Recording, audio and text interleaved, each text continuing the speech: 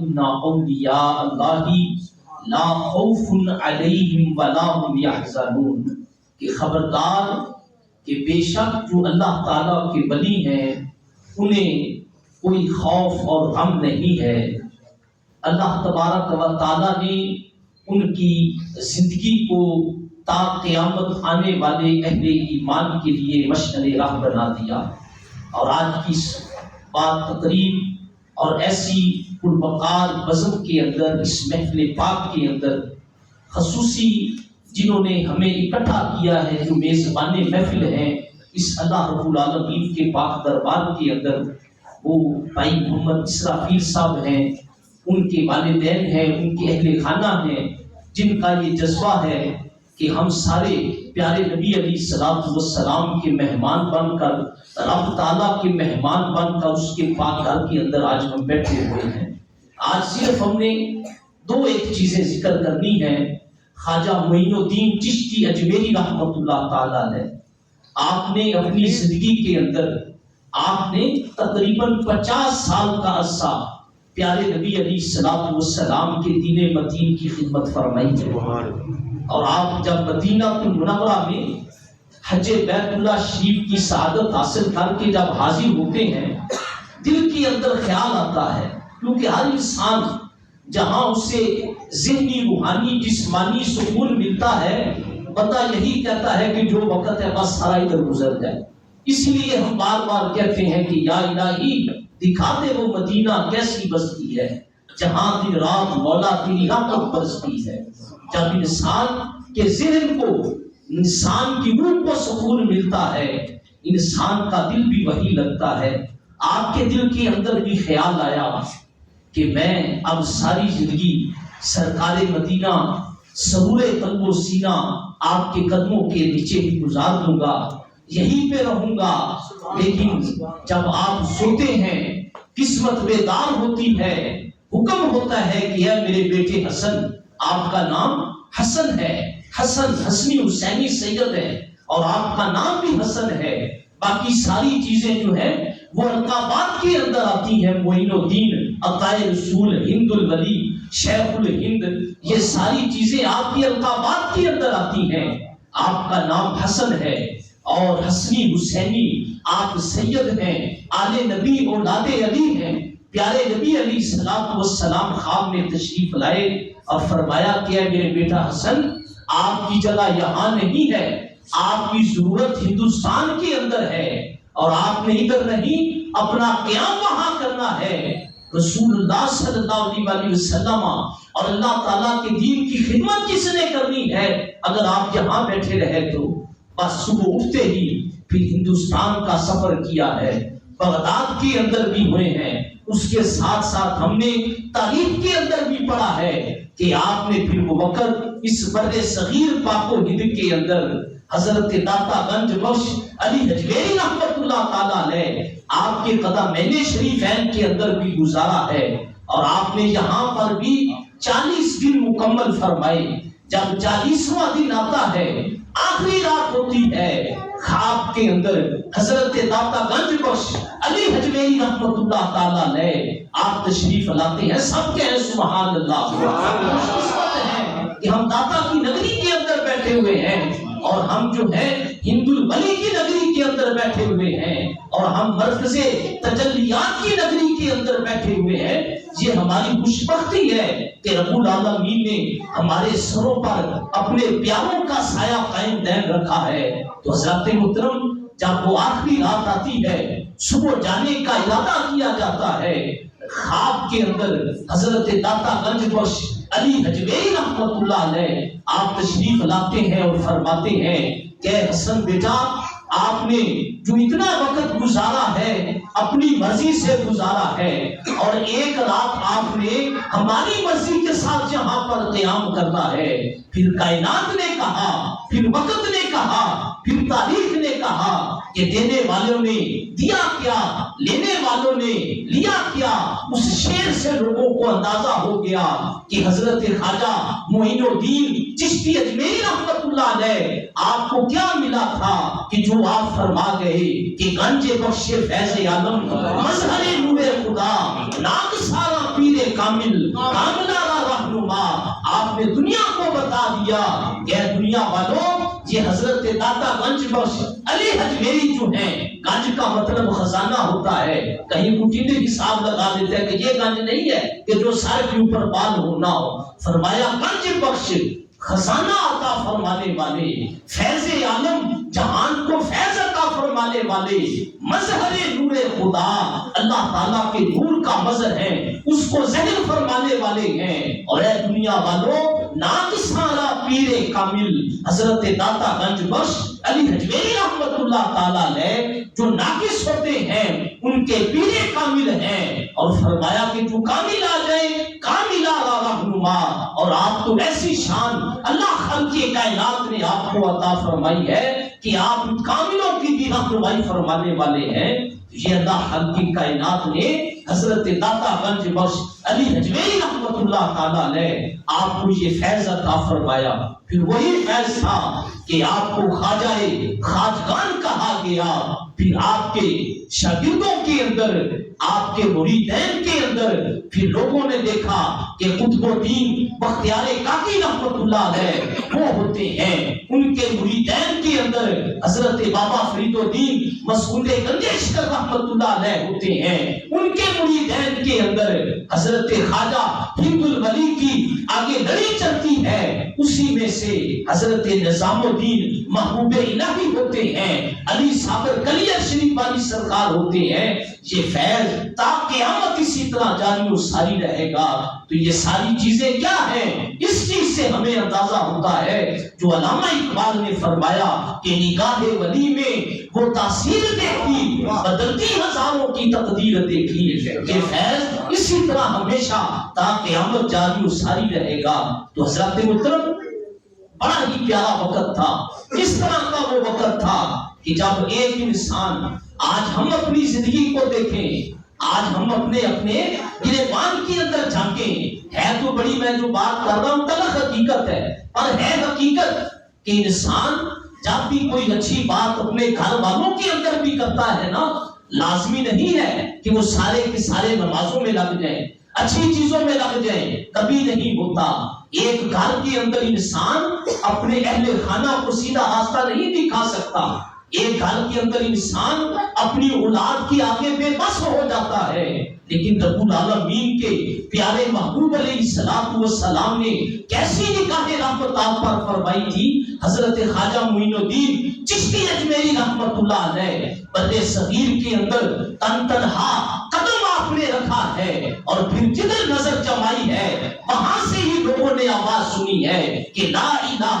الا اللہ محمد رسول اللہ۔ اور آپ کی یہ فیض اور آپ کی یہ نظر کا یہ عالم تھا، تاریخ کے اندر پڑا ہے۔ انسان تو انسان ہے، آپ اپنی نظر جدھر جماتے تھے ادھر سے کلمہ شریف کی آوازیں آنا شروع ہو جاتی تھی۔ پھر شاعر نے اپنا خیال پیش کیا کہ دیکھو کنا کرم کما چھڈیا، بے رنگیاں نو رنگ لا چھڈیا، ساڈا ایکو اجمیر دا پیر دیکھو 90 لاکھ نو کلمہ پڑھا چھڈیا۔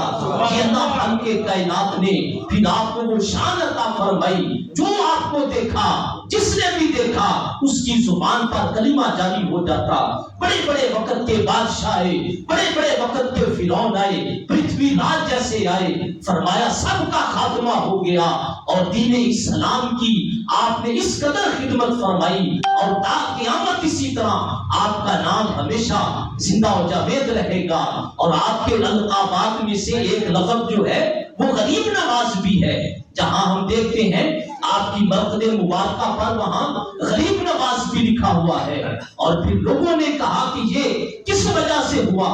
آج ہمارے اندر ایسی چیزیں ہیں کہ لوگ خود مشہور کر دیتے ہیں اپنی طرف سے کہ میں یہ چیز ہوں، میرے پاس یہ ہے، لیکن آپ کا علم کیا تھا؟ غریبوں سے کتنی محبت تھی۔ فرمایا آپ کی خدمت کے اندر ایک غریب کسان نے عرض کیا کہ حضور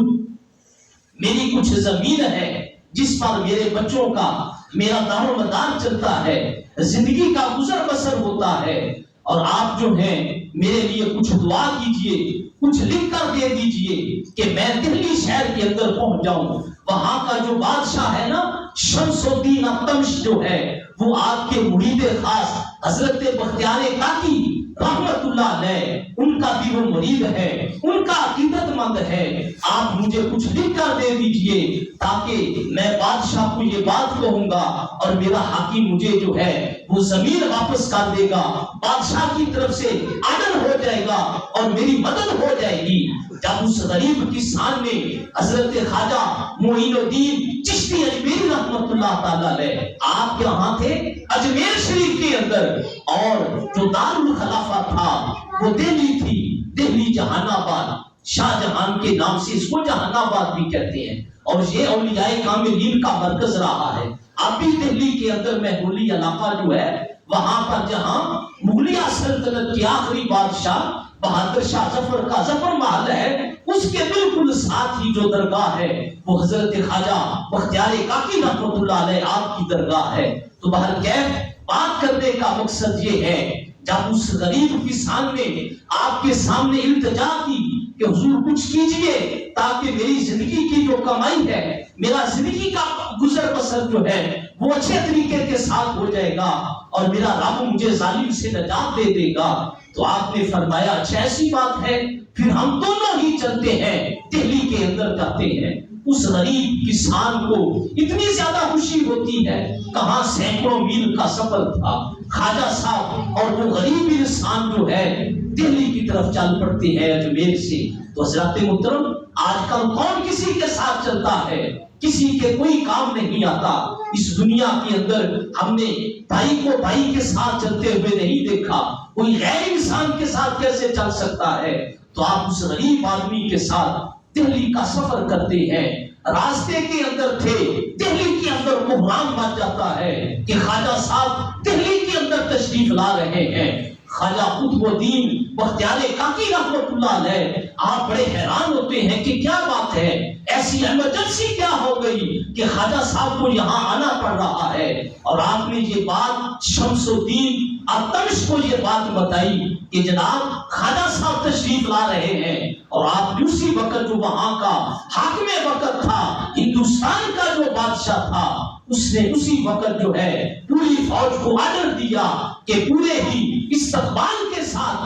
خواجہ صاحب کو اس جگہ پر پہنچایا جائے تاکہ دنیا والوں کو پتا چلے کہ اللہ والوں کی کس طریقے سے قدر کی جاتی ہے اور دنیا ان سے کتنی محبت کرتی ہے۔ یہ شمس الدین التمش یہ کوئی عام بادشاہ نہیں ہے، کیونکہ ہندوستان کے علاقے میں آج بھی ان کی قبر ہے، پوری دنیا گواہی دیتی ہے، پورا ہندوستان گواہی دیتا ہے کہ آج بھی ان کی قبر سے مہک آتی ہے، خوشبو آتی ہے۔ وہ بادشاہ جنہوں نے دنیا کے اندر مخلوق خدا کو راضی کیا، اللہ رب العالمین نے ان کی قبروں کو بھی زندہ جاوید فرما دیا ہے اور اپنی رحمتوں کا نزول فرما دیا ہے، اور اب تعالیٰ نے یہ بتا دیا ہے کہ جو بھی کوئی حاکم ہو، حکومت کرنے والا ہو، جب وہ مخلوق خدا کی خدمت کرتا ہے، ہم اسے ایسے ہی دنیا میں مثلا عطا فرماتے ہیں۔ یہاں مٹی باہر، وہاں قبر جو پتھر کی ہے، وہاں کے اندر لوگوں کو